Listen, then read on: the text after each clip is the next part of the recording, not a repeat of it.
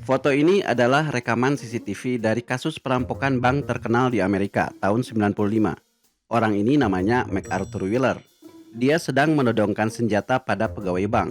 Lucunya, dia tahu di situ ada CCTV.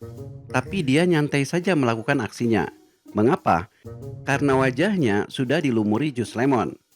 Ya, jus lemon.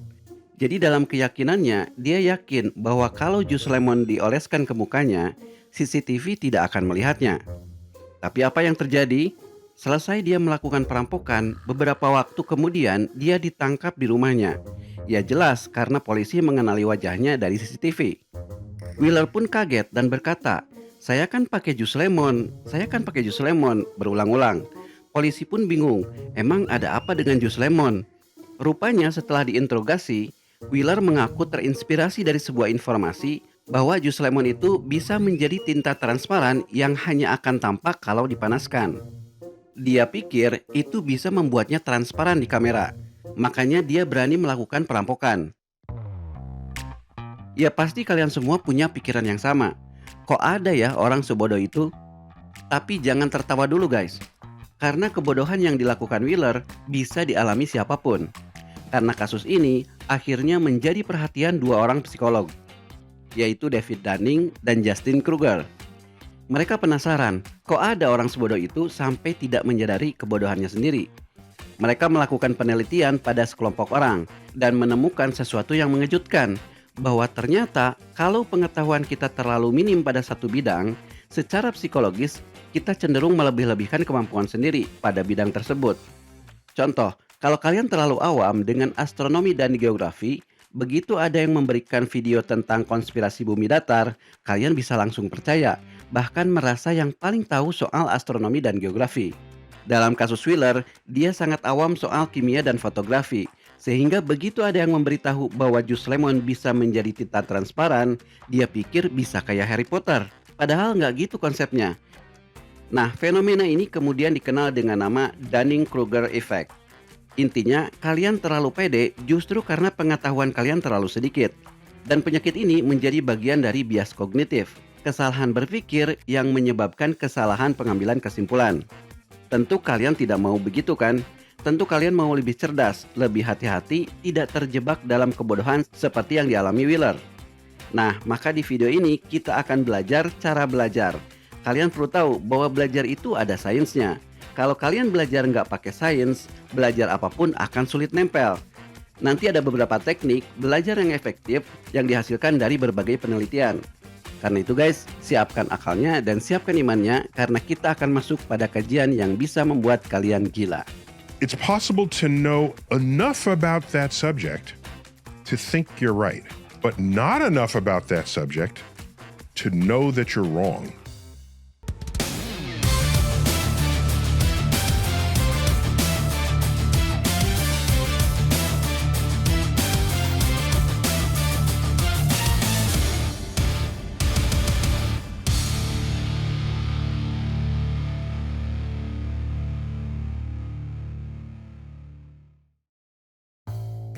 Sebelum kita bahas bagaimana cara belajar yang efektif menurut sains, kalian perlu tahu dulu satu hal yang penting dalam proses belajar, yaitu metakognisi.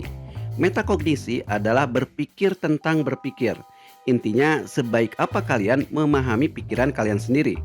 This thinking about thinking is called metacognition, and research shows that those with higher metacognition tend to do better. On the other hand, if you have low metacognition, just do whatever someone tells you to do. This is probably the same thing that your friends are doing. Ada 4 kondisi metakognisi. Saya tahu bahwa saya tahu bahwa saya tidak tahu, saya tidak tahu bahwa saya tahu, saya tidak tahu bahwa saya tidak tahu. 2 yang pertama adalah metakognisi yang baik. Kalian tahu apakah kalian tahu atau tidak, paham atau tidak paham.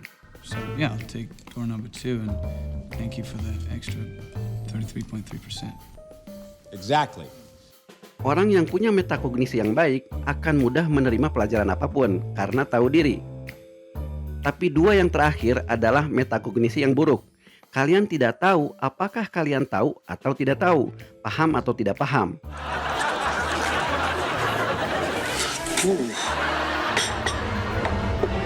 Kasus perampokan tadi adalah contohnya. Wheeler tidak mempunyai metakognisi yang baik, sehingga dia tidak tahu bahwa dirinya sebenarnya tidak tahu mengapa jus lemon bisa menjadi tinta transparan. Akibatnya, dia terjebak dalam Dunning-Kruger effect, berani melakukan perampokan yang pada akhirnya hanya mempermalukan dirinya sendiri. So he's an idiot. Yeah. Tapi hati-hati guys, karena Dunning-Kruger effect ini hampir dialami semua orang yang baru belajar sesuatu yang baru. Perhatikan, ini adalah kurva yang ditemukan oleh Dunning dan Kruger. Sumbu vertikalnya adalah tingkat PD kalian, sedangkan sumbu horizontalnya adalah tingkat pengetahuan kalian.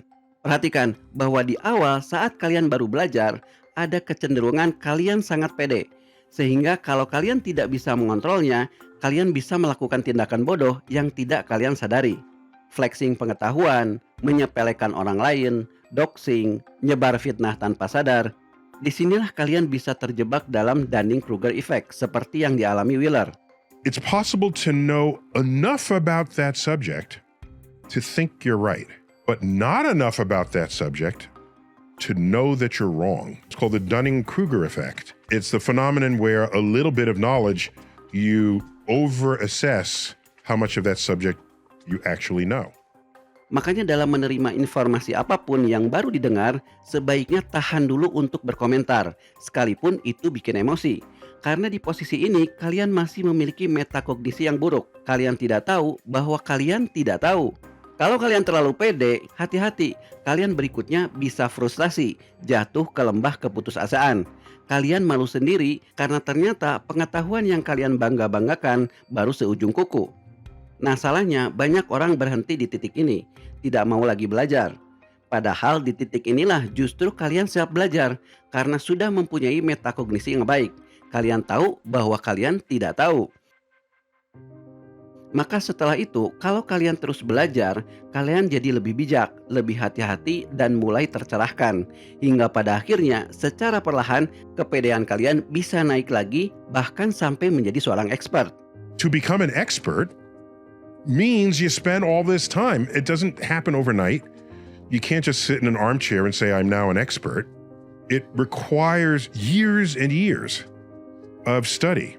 Can you tell me what 57 multiplied by 135 is?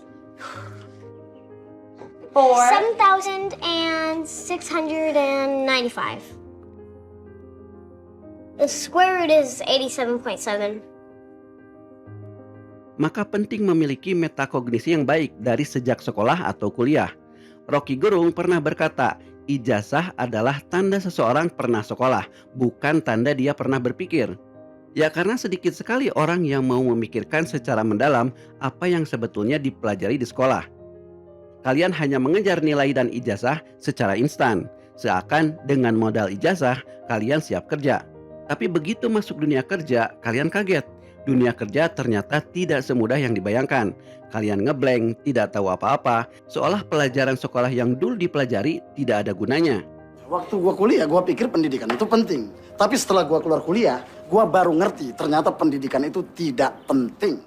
Apakah pelajaran sekolah tidak ada gunanya? Atau jangan-jangan kalian saja yang pada waktu itu masih memiliki metakognisi yang buruk? Kalian tidak tahu bahwa kalian tidak tahu apa yang kalian pelajari. Nah, supaya kalian mempunyai metakognisi yang baik dan supaya semua pelajaran bisa nempel, berikut ini kita bahas beberapa teknik belajar yang diambil dari buku Make It Stick, buku yang ditulis berdasarkan hasil penelitian. Pertama adalah retrieval practice. Retrieval practice sederhananya adalah latihan mengeluarkan isi otak. Nah, di sini kalian harus paham bahwa belajar yang efektif bukanlah menjejalkan segala informasi masuk ke kepala, tapi justru harus mengeluarkan apapun yang sudah ada di kepala. Kebanyakan kita salahnya adalah belajar dengan hanya membaca, mendengar, dan mencatat. Lalu berharap dengan membaca ulang catatan kita atau membaca bukunya berulang kali, kita jadi semakin paham dan ingat. Padahal membaca ulang hanya akan menciptakan ilusi pengetahuan, seolah kalian paham padahal tidak. Reading the same thing over and over again, you get this feeling I'm getting this, I understand this, yes. Whereas in fact, all you're doing is probably some sort of low-level recognition. Perhatikan, ini adalah kurva yang disebut forgetting curve. Kurva ini menunjukkan bahwa apapun yang kalian baca dan dengar hari ini akan hilang dari ingatan dalam seminggu secara bertahap. Itu terjadi karena apapun yang kalian pelajari hari ini masih tersimpan di memori jangka pendek yang sifatnya sementara. Bagaimana caranya supaya tersimpan dalam memori jangka panjang sehingga kalian tidak lupa lagi? Caranya bukanlah dengan membaca buku berulang-ulang, tapi dengan menguji diri sendiri sebaik apa kalian menjelaskan ulang atau mengerjakan soal sesegera mungkin setelah kalian tutup bukunya. How do I tell when I'm reading that I'm really learning? Is to try to recall it later, what you read. And so give yourself, one of the desirable difficulties is retrieval practice. And so give yourself a lot of tests as you're going. Maybe go read something else, do something else, come back, and now try to answer these questions. Or even just write out, what did I just read? What were the main points? Etc. Perhatikan, ini adalah jurnal penelitian Henry L. Rodiger, salah satu penulis buku Make a Stick. Dalam penelitiannya, dia membandingkan apakah orang yang banyak membaca atau yang mengerjakan soal yang paling kuat ingatannya. Perhatikan grafiknya.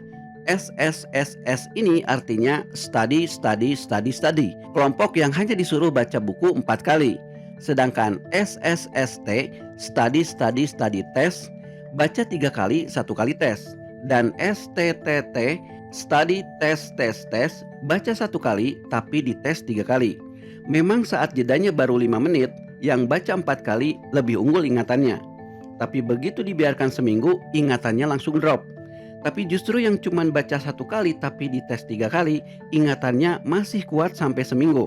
Artinya semakin banyak kalian mengerjakan soal, menjawab pertanyaan-pertanyaan, justru ingatan kalian semakin kuat. Kayak banyak orang kan bilang gue pintar matematika, padahal ada fasenya gue struggle banget. Belajar tuh kayak orang gila. Jadi gue beli 8 buku bro dulu, kelas 10. Tiap hari gue kerjain. Setiap hari bisa 1 soal, 200 soal gue kerjain gitu. Teknik kedua yang harus kalian lakukan adalah space repetition, artinya pengulangan berjarak atau pengulangan terjadwal. Jadi penelitian tadi yang dites 3 kali bukan dites dalam 1 waktu atau 1 hari, tapi dijeda 1 atau 2 hari. Mengapa teknik jeda atau berjarak ini efektif untuk mengingat jangka panjang? Ingat forgetting curve tadi, sekalipun kalian belajar jungkir balik semalaman, ingatan kalian semakin turun dari hari ke hari. Nah, dengan memberikan jeda, lalu dengan mengulangnya lagi dalam beberapa hari, di antara 7 hari, akan menginterupsi kurva ini. Memang saat kalian mengulang, kalian akan ingat sebagian dan lupa sebagian. Justru disitulah pentingnya teknik ini. Dengan terus mengisi bagian yang lupa, otak akan menganggap bagian ini penting. Para ilmuwan sering menyebutnya testing effect. Efek di mana otak akan menguatkan jejak-jejak memori dan mulai menyimpannya di ingatan jangka panjang. If you review, or better yet, actively retrieve the material at increasingly spaced intervals after learning it, then the forgetting curve starts to flatten out, and you'll get a lot better long-term retention. Nah, teknik ini bertentangan dengan kebiasaan kalian belajar sistem kebut semalam, belajar semalaman hanya untuk ujian besok pagi.